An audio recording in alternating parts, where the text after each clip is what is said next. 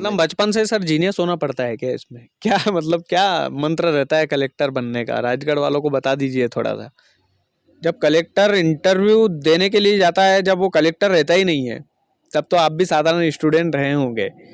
तो कैसे कपड़े पहनते हैं, कैसे सवाल पूछे जाते हैं, मॉक इंटरव्यू में कितने लोग बैठते हैं और किस तरह से वो प्रेशर हैंडल करने की जो ताकत है वो एक आम स्टूडेंट करें, ये कई लोगों के मन में सवाल होगा मेरे ख्याल से। सर ड्रेसिंग सेंस का कुछ होता है क्या इंटरव्यू में? कुछ ड्रेसिंग सेंस मतलब कि फॉर्मल पहन के जाना, क्लीन शेव होना, जूते अच्छे नहीं हो, अगर बजने वाले जूते हो, सस्ते जूते हो तो उसमें फाड़ निकाल देते हैं, हम लोगों ने सुना है ये सब चीज़ें।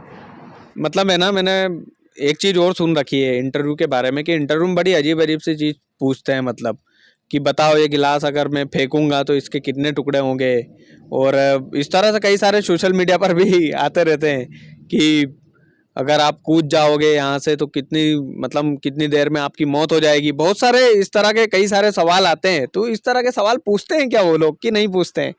और वीआईपी और नॉन वीआईपी का कुछ इसमें मैटर रहता है क्या कि जिसने जितने महंगे जूते पहने उसके हिसाब से इसको जज कर लिया जाएगा, या फिर हम जैसा नॉर्मल आदमी तो वैसे ही रहता है सर, सस्ते जूते पहन के सस्ती टी शर्ट पहन के आ गए आपके सामने, वो वाली चीज़ें रहती है। कितना घंटा पढ़ना चाहिए कलेक्टर बनने के लिए? कितने घंटे की पढ़ाई जरूरी होती है? क्या है ना कि कई लोग अपनी ज़िंदगी जो है खपा देते हैं एक बंद रूम के अंदर, एक बंद कमरे के अंदर, किताबों के ढेर के अंदर। कई लोग पंखे से लटक जाते हैं, कई लोग आत्महत्या कर लेते हैं अपना सपना पूरा ना होने की वजह से। तो एक कलेक्टर बनने के लिए कितने घंटे की पढ़ाई जरूरी है? राजगढ़ वासियों नमस्कार। कई बार आपके मम्मी पापा ने आपको ये ताना जरूर मारा होगा कि कहीं कलेक्टर है कहीं तू। कई बार आपके मम्मी पापा ने आपसे ये जरूर कहा होगा कि कलेक्टर थोड़ी बन गई जो थारे वास्ते जो है थाली लेके आऊं। ये राजगढ़ का बड़ा जेन्युइन ताना होता है सर। लेकिन राजगढ़ जिले का एक साधारण आदमी जो कलेक्टर की पोस्ट पर पहुंचा, वो साधारण आदमी जिसने कलेक्टर की कुर्सी पर राज किया, वो आज हमारे साथ है। शिव नारायण सिंह चौहान। आज इनसे सीखेंगे, इनसे समझेंगे कि कलेक्टरी के पद पर कैसे पहुंचे।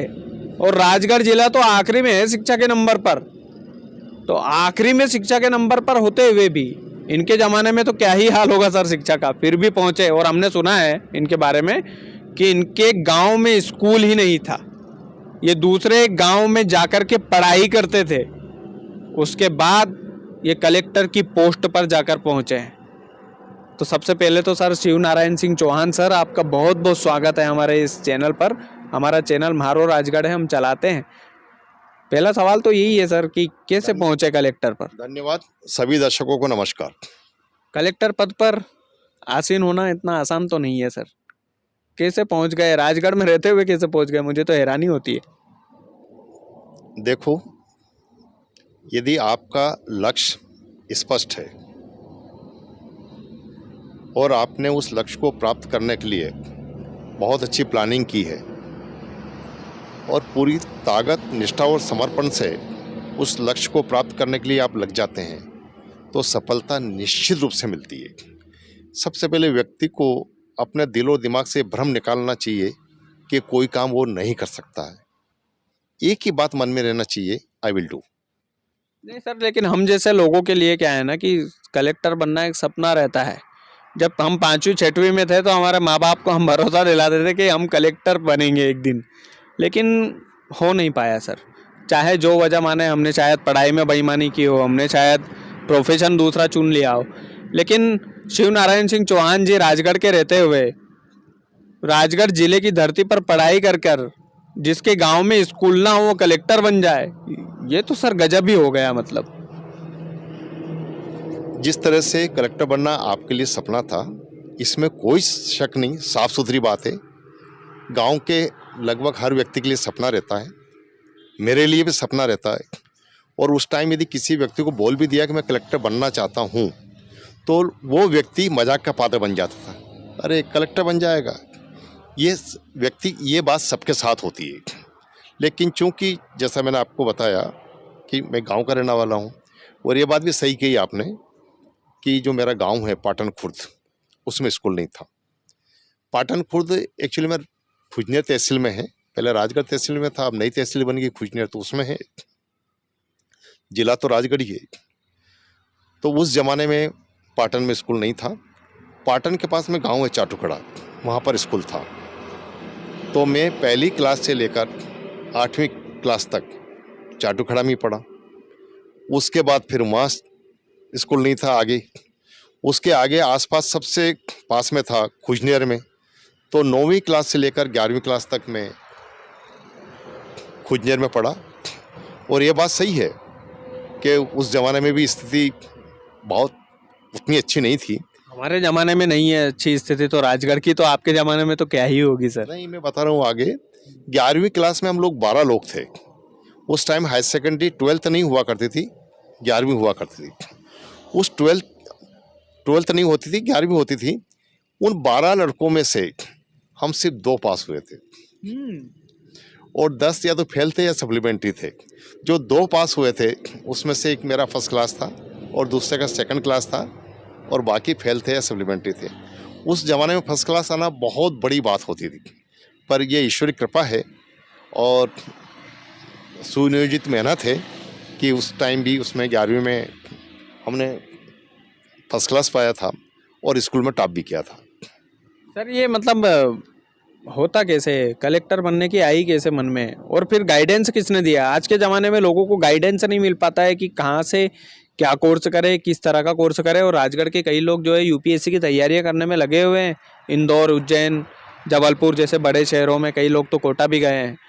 तो आपको कैसे प्रेरणा मिली, किस जगह से आपने पहली बार सुना था कि यार कलेक्टरी का जो भूत है वो यहाँ से चढ़ा, यूपीएससी का जो भूत है यहाँ से चढ़ा? हम जिस माहौल में रहते हैं और उस माहौल में जो सबसे प्रभावी व्यक्ति है उस तरफ आकर्षित होने और वो बनने की इच्छा मन में होती है। क्योंकि गांव में थे तो गांव में बात होती थी, नायब साहब आ रहे हैं, तहसीलदार साहब आ रहे हैं और कलेक्टर तो बहुत बड़ी बात होती थी। इसका नामांतरण नहीं हो रहा, इसका बंटवारा नहीं हो रहा, पटवारी जी से रिक्वेस्ट कर रहे हैं। तो मन में फिर ये इच्छा हुई कि हमको भी इस पोस्ट पे पहुंचना चाहिए।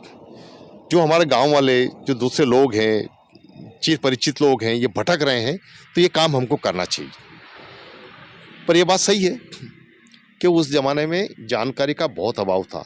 आज के युग तो बहुत अच्छा है, आज बहुत लकी है, हर चीज़ नेट पे उपलब्ध है, एक क्लिक किया आपको सारी मिल जाती। अब उस ज़माने में मन में इच्छा तो जाग गई, कलेक्टर की इच्छा नहीं, कम से नायब तहसीलदार बन जा, वो इच्छा जागी। पर बात है बने कैसे, किससे पूछें? एक आम आदमी को इसके बारे में पता नहीं होता था। लेकिन उस ज़माने में रेडियो पे एक कार्यक्रम चलता था, युवा वाणी। वो मुझे आज भी याद है, शाम को 5 बजे वो कार्यक्रम आता था। यदि किसी भी व्यक्ति ने कोई पोस्ट कार्ड लिखकर प्रश्न पूछा तो युवाओं को उसकी जानकारी मिलती थी।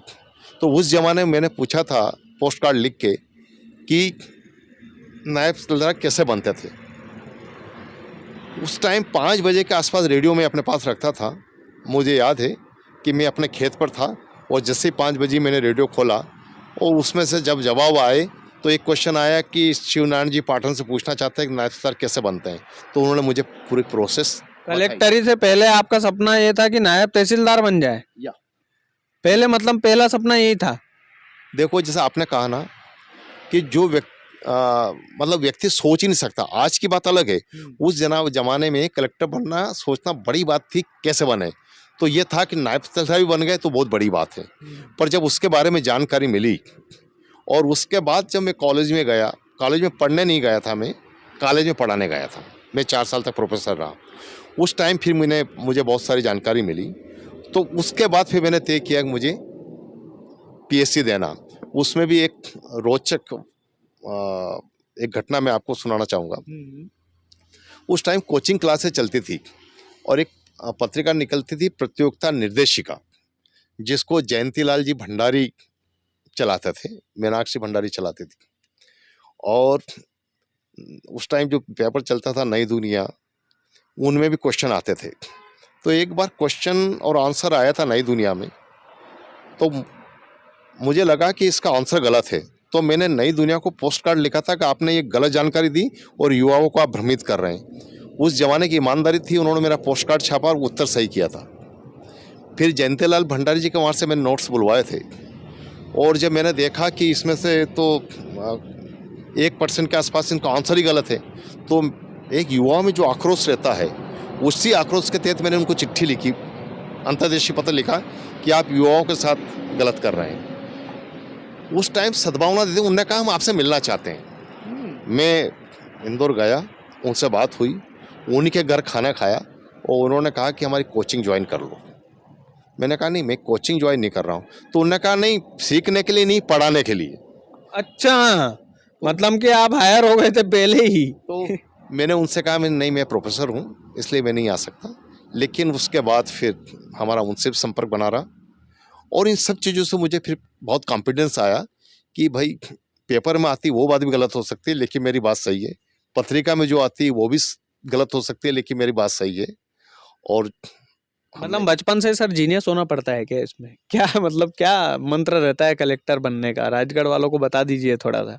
देखो, नंबर 1, आप लक्ष्य निर्धारित कर लो, और लक्ष्य निर्धारित करने के बाद व्यवस्थित प्लानिंग करो, और प्लानिंग करने के बाद पूरी ताकत से उसको अचीव करने के लिए लग जाओ, तो सफलता निश्चित रूप से मिलती है। एक छोटा सा सवाल मेरा ये था सर कि कलेक्टरी का एग्ज़ाम पास करना थोड़ा सा आसान हो जाता है, रट्टा मार के भी पास की जा सकती है, लेकिन इंटरव्यू का क्या माहौल रहता है? जब कलेक्टर इंटरव्यू देने के लिए जाता है, जब वो कलेक्टर रहता ही नहीं है, तब तो आप भी साधारण स्टूडेंट रहे होंगे, तो कैसे कपड़े पहनते हैं, कैसे सवाल पूछे जाते हैं, मॉक इंटरव्यू में कितने लोग बैठते हैं, और किस तरह से वो प्रेशर हैंडल करने की जो ताकत है वो एक आम स्टूडेंट करें, ये कई लोगों के मन में सवाल होगा मेरे ख्याल से। देखो, सिर्फ रट्टा मार के व्यक्ति नहीं निकल सकता। एक्चुअली में आपकी कंसेप्ट क्लियर होना चाहिए। आप जो भी एग्जाम दे रहे हैं, उस एग्जाम का सिलेबस आपका क्लियर होना चाहिए कि आपको पढ़ना क्या है, वो क्लियरिटी होना चाहिए। जो उस टाइम के सॉल्व अनसॉल्व पेपर है वो भी देखना चाहिए, सिलेबस क्लियर होना चाहिए। जब आपका रिटर्न निकल जाता है और इंटरव्यू होता है, तो मेरा तो ये कहना है एकदम से साफ सुथरी बात, किसी तरह का कोई प्रेशर नहीं, पर्सन टू पर्सन डिफर करता है। मेरा तो ये था कि जो आपको याद है हाँ, नहीं है वो ना। उसका भी एक उदाहरण सुन लो। मेरा इंटरव्यू हुआ था 27 जनवरी 1987 को। 26 जनवरी 1987 को इंदौर में मैच था, क्रिकेट मैच था। खेल के बारे में मुझे कोई रुचि नहीं, उस टाइम भी नहीं थी, आज भी नहीं है। 12 लोगों का बैच था हमारा, जिनका इंटरव्यू होना था उस दिन। तो लोगों ने कहा क्योंकि कल मैच हुआ तो उनको पूछेंगे ही। मैंने कोशिश की, मैंने गेम के बारे में कुछ जानकारी प्राप्त करने की कोशिश की। मुझे आज भी याद है, मैंने उस टाइम रटा कि क्रिकेट की पिच 22 गज लंबी होती है, क्रिकेट वालों को पता नहीं होगा और उसका बॉल का डाया इतना होता है कि मेरे मन में विचार आया कि मैं क्यों झूठ बोलूं। यदि मेरे से पूछेंगे तो मैं बोल दूंगा मुझे खेल के बारे में पता नहीं, और मैंने किताब रख दी। जब दूसरे दिन इंटरव्यू हुआ तो संयोग की बात थी, खेल के बारे में मेरे से एक भी क्वेश्चन नहीं पूछा, और सीधे आए वो क्या प्रोफेसर हैं? मैंने कहा हाँ। और फिर उन्होंने संविधान पे पूछा, उनने पूछा, वो पूछते गए, धड़ाधड़ जवाब देते गए। तो जो मुझे याद था हाँ और नहीं था वो ना, फुल कॉन्फिडेंस। और मेरा तो हर स्टूडेंट को यही कहना है कि हम क्यों बनावटी बने, जो हम हैं वही रहें, कभी हम किसी दूसरे की नकल नहीं करें। जो हमारा नेचर है, जो स्वभाव है, वही हम बने रहें। सर ड्रेसिंग सेंस का कुछ होता है क्या इंटरव्यू में? कुछ ड्रेसिंग सेंस मतलब कि फॉर्मल पहन के जाना, क्लीन शेव होना, जूते अच्छे नहीं हो, अगर बजने वाले जूते हो, सस्ते जूते हो तो उसमें फाड़ निकाल देते हैं, हम लोगों ने सुना है ये सब चीज़ें। देखो सिंपल बात है, इंटरव्यू का मतलब और दूसरा जिस पद के लिए आप जा रहे हो उस पद के लिए कैसा व्यक्ति चाहिए वो देखते हैं। अब उटपटांग व्यक्ति रहेगा, उटपटांग ड्रेस पहनेगा तो किसी को भी अच्छा नहीं लगेगा, निकलने वाली बात नहीं है। लेकिन तो कॉमन सेंस की बात है, अभी हम बैठे हैं कैसे बैठे हैं, है ना? तो इसी तरह से बैठना चाहिए, इसी तरह से रहना चाहिए, अलग से कोई सजने धजने की जरूरत नहीं है। नहीं वो बूट वाला मैंने एक सुना था। अच्छा सर एक और मेरा पर्सनल सवाल था, मतलब है ना, मैंने एक चीज़ और सुन रखी है इंटरव्यू के बारे में कि इंटरव्यू में बड़ी अजीब अजीब सी चीज़ पूछते हैं, मतलब कि बताओ ये गिलास अगर मैं फेंकूंगा तो इसके कितने टुकड़े होंगे, और इस तरह से कई सारे सोशल मीडिया पर भी आते रहते हैं कि अगर आप कूद जाओगे यहाँ से तो कितनी देर में आपकी मौत हो जाएगी। बहुत सारे इस तरह के कई सारे सवाल आते हैं, तो इस तरह के सवाल पूछते हैं क्या वो लोग कि नहीं पूछते हैं? देखो, ये जो आप बता रहे हैं, इस तरह के पढ़ने में मुझे भी आए, लेकिन मेरे सामने कोई इस तरह का प्रश्न, उटपटांग प्रश्न नहीं आए। साफ-सुथरी बात थी, वो टेस्ट करते हैं, साइकोलॉजिकल टेस्ट करते हैं कि आप किसी बात को प्रेजेंटेशन कैसे करते हैं, आपका नॉलेज कितना है, वे आप टॉकिंग क्या है, आपकी नीयत कैसी है, इन सारी चीज़ों का वो परीक्षण करते हैं। और वीआईपी और नॉन वीआईपी का कुछ इसमें मैटर रहता है क्या कि जिसने जितने महंगे जूते पहने उसके हिसाब से इसको जज कर लिया जाएगा, या फिर हम जैसा नॉर्मल आदमी तो वैसे ही रहता है सर, सस्ते जूते पहन के सस्ती टी शर्ट पहन के आ गए आपके सामने, वो वाली चीज़ें रहती है। ये देखो, वीआईपी वाला, महंगे जूते वाला, महंगे कपड़े वाला, ये एकदम से भ्रम है, ऐसा कहीं से नहीं होता। आप पीएससी का, यूपीएससी के जो सिलेक्टेड कैंडिडेट देखेंगे तो मोर देन 70% गरीब लोग हैं, उसमें अमीर नहीं आते। किसी को भी देखो आप, ज़्यादातर लोग, क्यों? कि उनमें मेहनत करने का जज्बा रहता है। आप यही देखें, जैसे मैं अपने गांव का पहला व्यक्ति हूँ जिसने हाई सेकेंडरी की, उसके पहले किसी ने हाई सेकेंडरी नहीं की थी। मैं अपने समाज का पहला व्यक्ति हूँ जिसने की, जो कि आईएएस हुआ, ठीक है ना। पर आप, और ऐसा भी नहीं कि चूंकि खानदानी आईएएस चले आ रहे हैं इसलिए वहाँ से होंगे, तो इससे कोई फर्क नहीं पड़ता। आप में किसी भी टारगेट को पूरा करने की, किसी लक्ष्य को हासिल करने की कितनी लालसा है, कितना जुनून है, किसी भी काम को करने का जुनून होना चाहिए, टारगेट स्पष्ट होना चाहिए, सफलता मिलती है। अच्छा। अमीरी गरीबी से कोई फर्क नहीं पड़ता। एक अंतिम सवाल है, कितने घंटे पढ़ते हैं? कितना घंटा पढ़ना चाहिए कलेक्टर बनने के लिए? कितने घंटे की पढ़ाई जरूरी होती है? क्या है ना कि कई लोग अपनी ज़िंदगी जो है खपा देते हैं एक बंद रूम के अंदर, एक बंद कमरे के अंदर, किताबों के ढेर के अंदर। कई लोग पंखे से लटक जाते हैं, कई लोग आत्महत्या कर लेते हैं अपना सपना पूरा ना होने की वजह से। तो एक कलेक्टर बनने के लिए कितने घंटे की पढ़ाई जरूरी है? देखो, ये पर्सन टू पर्सन डिफर करता है। मेरा सिंपल था, जब मैं पढ़ता था शुरू से, तो चूंकि मेरे गांव में लाइट नहीं थी, उस ज़माने में नहीं थी, तो सामान्य था हम शाम को 8-9 बजे सो जाते थे और फिर सुबह अर्ली इन द मॉर्निंग उठ के फिर जितना भी पढ़ते थे। तो जो रूटीन रहता था, मैंने एमए कर लिया, एलएलबी कर लिया, पीएससी कर लिया, मैं कभी भी रात में 10 बजे के बाद नहीं पढ़ा, कभी भी। हाँ, सुबह उठ के 4-5 बजे से जो स्टडी करना 2-3 घंटे वो करते थे। आज भी मेरा नियम है, सामान्यतः मैं 10 बजे सो जाता और सुबह 5 बजे के आसपास उठ जाता। इवन जब मैं कलेक्टर भी था, 10 बजे सो गया, मैंने अपना मोबाइल गनमैन को दे दिया कि कोई अर्जेंट फ़ोन हो तो मुझे उठा देना, सिंपल बात। तो आप रूटीन में जितनी मेहनत करते हो उतनी मेहनत करते जाओ, नो टेंशन, कोई टेंशन नहीं पालना। आपका टारगेट क्लियर होना चाहिए, कंसेप्ट क्लियर होना चाहिए, दैट्स ऑल। ऐसा नहीं कि आपको बहुत ज़्यादा मेहनत करना। हाँ, एक बात जरूर ध्यान रखें, नो डायलेमा, दुविधा ना होना। तो दुविधा में तो दोनों गए। यदि आपके मन में शंका मेरा होगा या नहीं होगा, अरे जब आपको ही भरोसा नहीं तो फिर सामने वालों को क्या होगा? ये ब्रह्मांड की शक्ति है। आपने सोच, यदि आपके मन में ये है कि ऐसा होना है तो होगा। इसका एक उदाहरण सुनो। मैं यहाँ सारंगपुर में कॉलेज में प्रोफेसर था, मैं ऊपर रहता था, नीचे मेरा बैंक मैनेजर रहता था। मई की बात है, मैं जा रहा तो उन्होंने कहा इतनी गर्मी में कहाँ जा रहा हो? तो मैंने कहा फोटो खिंचवाने। उन्होंने कहा क्यों? मैंने भाई मैं पीएससी दे रहा हूँ, मेरा सिलेक्शन होगा, मैं टॉप करूँगा, मैगजीन वाले फ़ोटो मांगेंगे तो उस टाइम में कहाँ से लाऊंगा, इसलिए आज ही खिंचवा के रख रहा हूँ। संयोग देखिए, मेरा सिलेक्शन हुआ और वही फोटो मेरा मैगजीन में छपा। अरे आपका दृढ़ विश्वास इतना होना चाहिए। मतलब जिस जर्रे को हम पाने की कोशिश करते हैं, पूरी कायनात उसको मिलाने की साजिश में लग जाती है, ऐसा कुछ रहता है क्या? यदि किसी चीज को आप पाना चाहते हो और आप में दृढ़ इच्छा शक्ति है तो आप उसको पाके रहेंगे। यदि आपके मन में है कलेक्टर बनना है तो आप बन के रहेंगे, लेकिन सिर्फ इच्छा से नहीं होगा। आपने इच्छा की, उसके लिए प्लानिंग की और पूरी मेहनत, पूरी ताकत से मेहनत की, सफलता मिलेगी।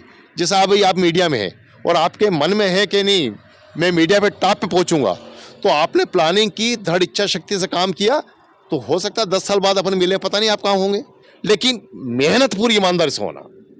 मेहनत का खेल है सर पूरा जो खेल है, कॉन्फिडेंस मतलब आत्मविश्वास और मेहनत, बस बात खत्म।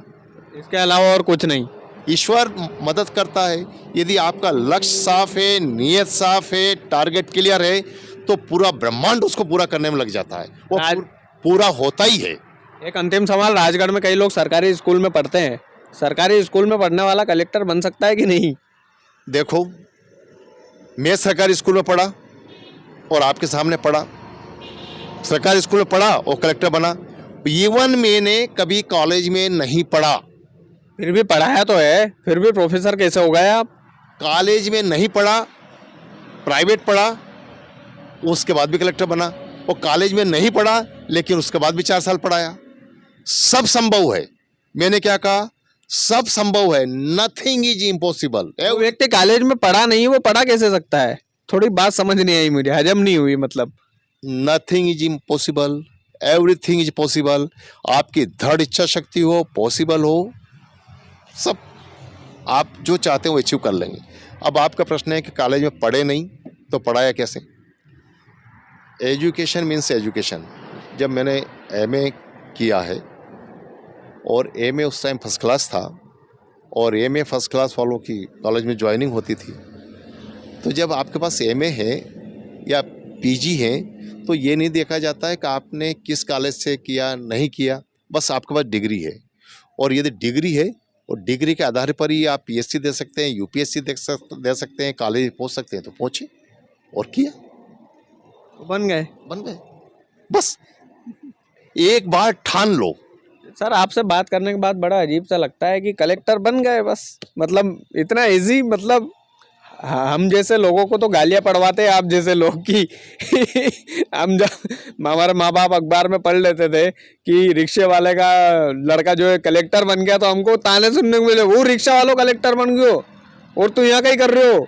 मतलब बहुत सारे क्रिटिसिज्म जो है आम आदमी को झेलने पड़ते हैं, और वो क्रिटिसिज्म जो मुझे भी झेलने पड़ते हैं, आज भी झेलने पड़ते हैं। मेरी कोई ज़्यादा उम्र नहीं है सर।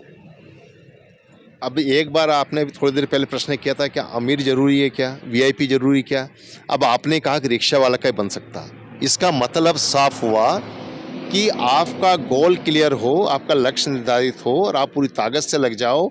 आप कहाँ हो, किस हैसियत से हो, कोई फर्क नहीं पड़ता, आप अपना लक्ष्य हासिल कर लोगे। पक्की बात है, कर लेंगे 100%, नो डाउट। यदि आपके मन में डाउट है कि पक्की है कि नहीं है तो फिर नहीं कर पाओगे। आपके मन में बात है कि पक्की है तो फिर पक्का है। हाँ, ये बात तो भैया सीखने को मिली है। तो सर बहुत बहुत धन्यवाद।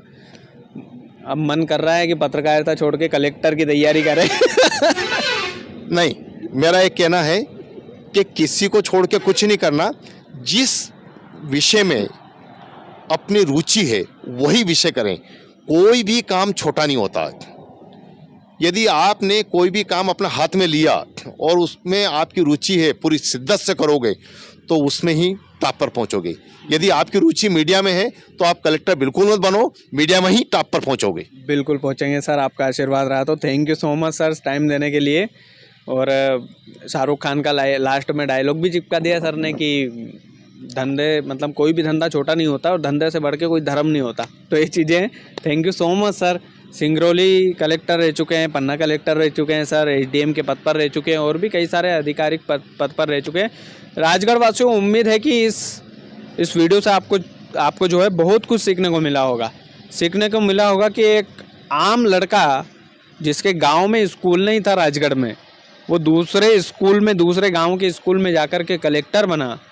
ये हम सभी के लिए प्रेरणा होना चाहिए। तो वीडियो को इतना शेयर कीजिएगा कि जो लोग इंदौर, भोपाल, उज्जैन, जबलपुर में तैयारी कर रहे हैं उन लोगों तक ये वीडियो पहुंच पाए। और दूसरी सबसे बड़ी बात ये कि जो माँ बाप अपने बच्चे को कलेक्टर बनाना चाहते हैं, पहले उससे पूछ ले कि वो कलेक्टर बनना चाहता है कि नहीं चाहता है। बहुत बहुत धन्यवाद। वीडियो को ज़्यादा से ज़्यादा शेयर कीजिएगा। चैनल यदि आपने सब्सक्राइब नहीं किया है तो प्लीज़ कर लीजिएगा।